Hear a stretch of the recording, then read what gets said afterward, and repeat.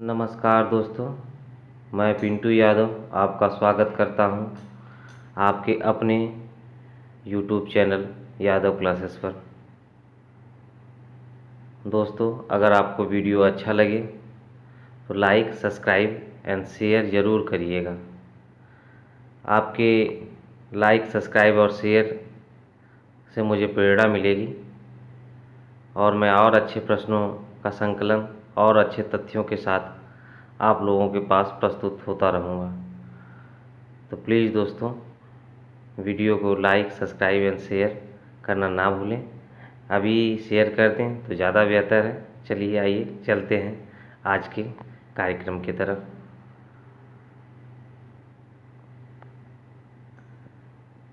इस वीडियो में आपको प्रथम पंचवर्षीय योजना, द्वितीय पंचवर्षीय योजना और तृतीय पंचवर्षीय योजना के उद्देश्य क्या थे, क्या उपलब्धि थी, इसके बारे में चर्चा करेंगे। प्रथम पंचवर्षीय योजना की शुरुआत 1951 में हुई और 1956 तक चली। इस समय देश के तत्कालीन प्रधानमंत्री पंडित जवाहरलाल नेहरू थे। वो एक समाजवादी सोच के व्यक्ति थे, तो इन तीनों पंचवर्षीय योजनाओं में आपको समाजवादी विचारधारा की झलक मिलेगी। आइए देखते हैं। प्रथम पंचवर्षीय योजना की शुरुआत 1 अप्रैल 1951 में हुई और ये योजना आधारित थी डोमन समृद्धि मॉडल पे,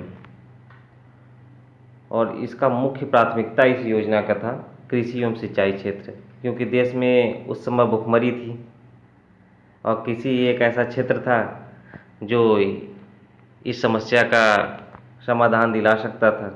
तो इसलिए इस पंचवर्षीय योजना में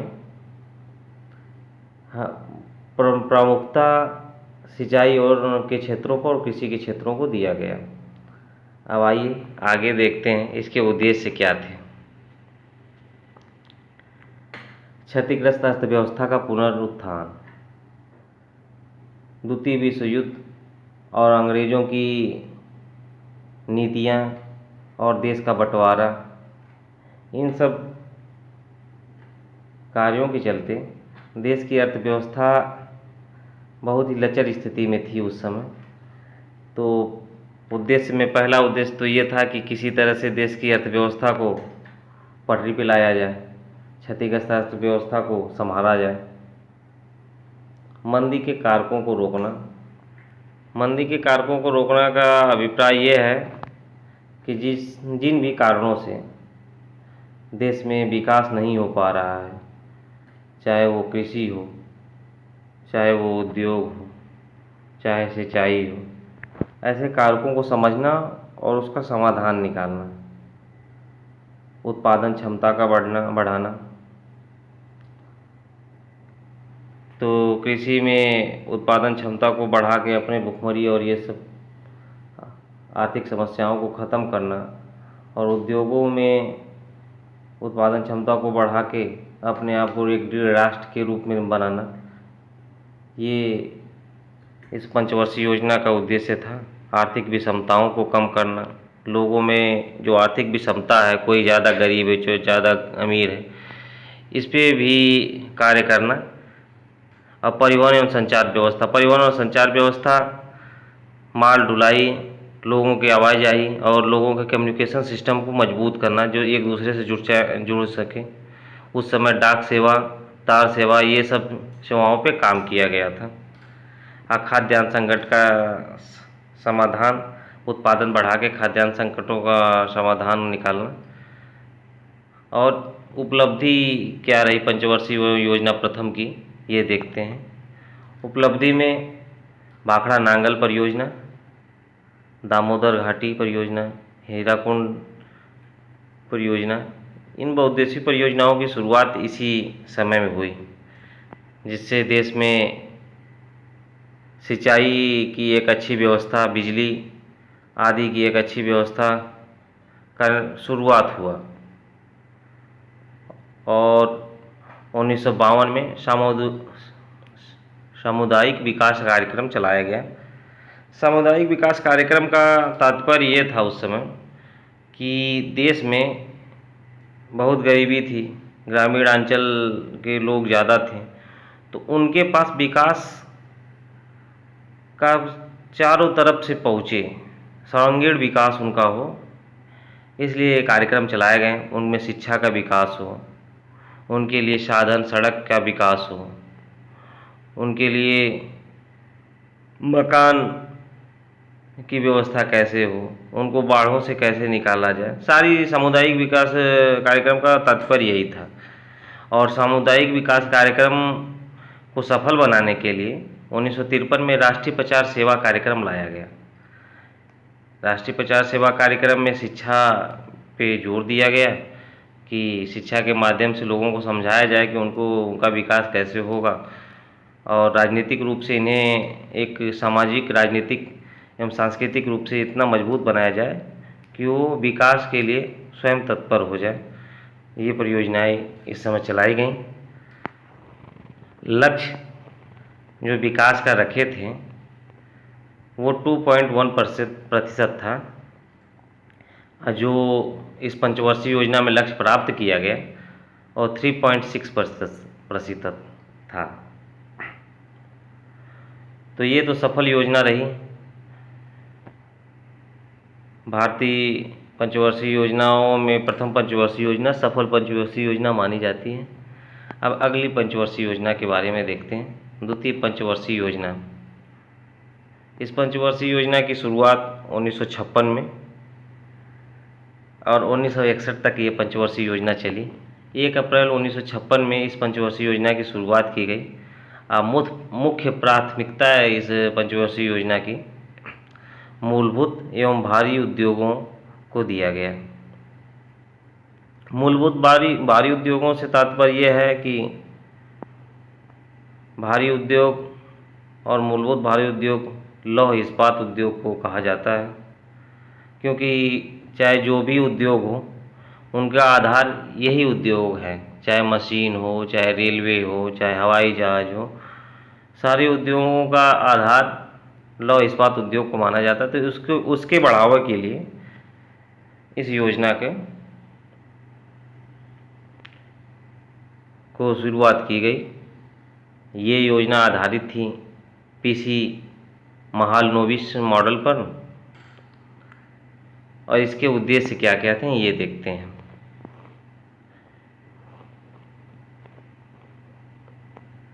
उद्देश्य देश के में जीवन स्तर को उठाना। जो देश के लोग हैं उनके जीवन स्तर को कैसे एक अच्छा जीवन दिया जाए, रोटी कपड़ा मकान शादी सुविधाएं कैसे उनके पास पहुंचाई जाए, उनके जीवन स्तर को कैसे उठाया जाए, इस पे उद्देश्य था। औद्योगिकरण को गति प्रदान करना, औद्योगिक गतिविधियों को सफल बनाना, आय एवं संपत्ति के असमानता को दूर करना। आय और संपत्ति में लोगों में आज भी है वो, लेकिन सामाजिक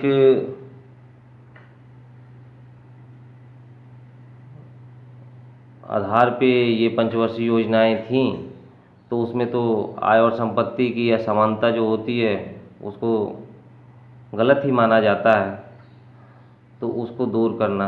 नेहरू जी की समाजवादी सोच की छाप इन पंचवर्षीय योजनाओं में पूरी दिखती है। और रोजगार अवसरों को सृजित करना। रोजगार अवसर को सृजित करना, जैसे भारी उद्योग लगेंगे तो रोजगार बढ़ेगा, तो लोगों के पास रोजगार पहुँचे, बेरोजगारी खत्म हो देश में, सबके पास रोजगार रहे। इस पर भी इस पंचवर्षीय योजना में ध्यान दिया गया।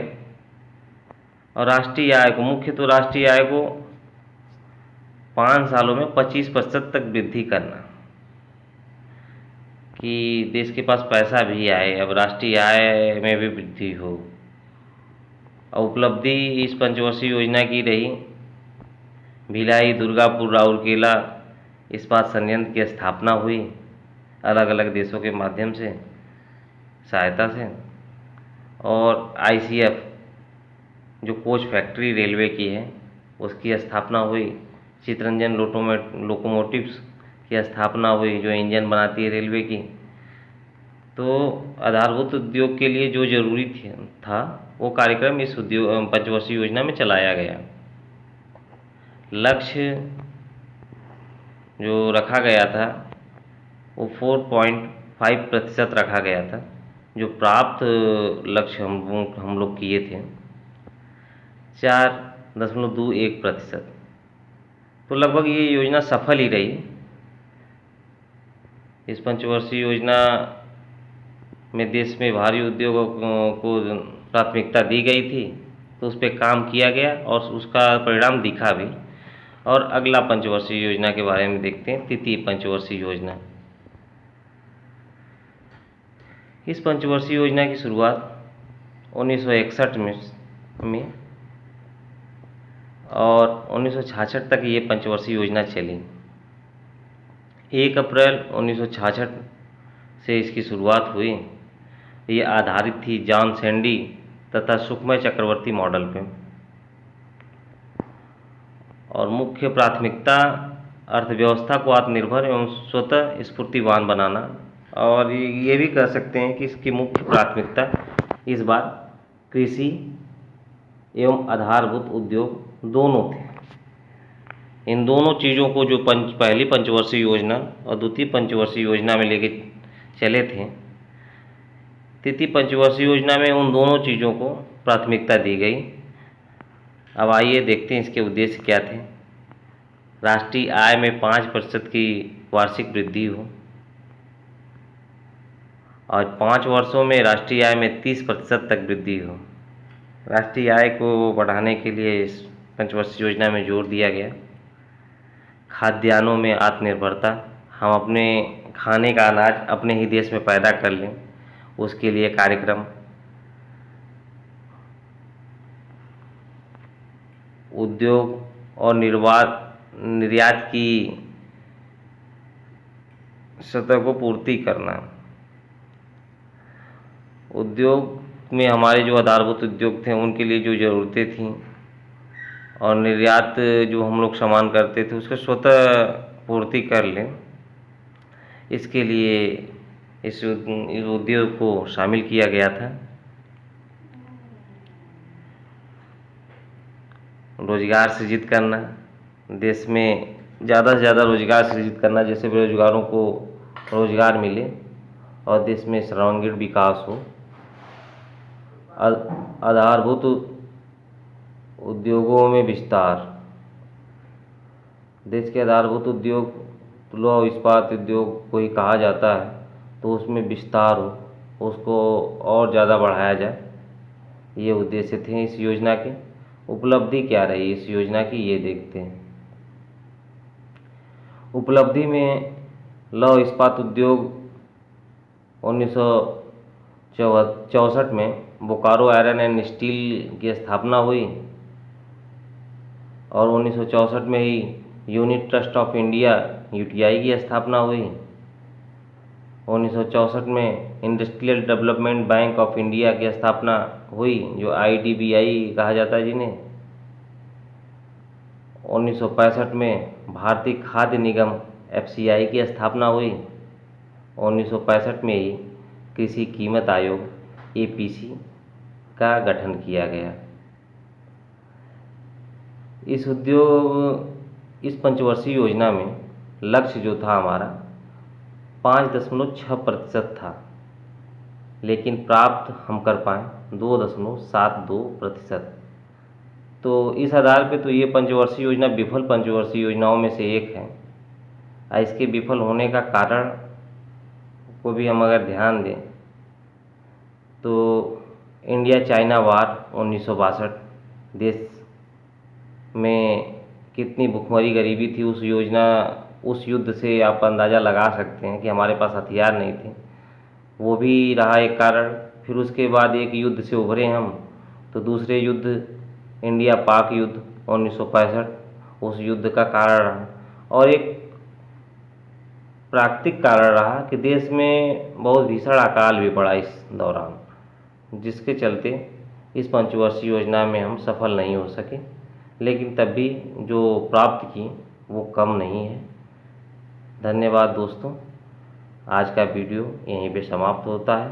ये पंचवर्षीय योजना का भाग 1 था। पंचवर्षीय योजना के भाग 2 के अगले वीडियो के साथ आप लोगों के साथ रूबरू होंगे।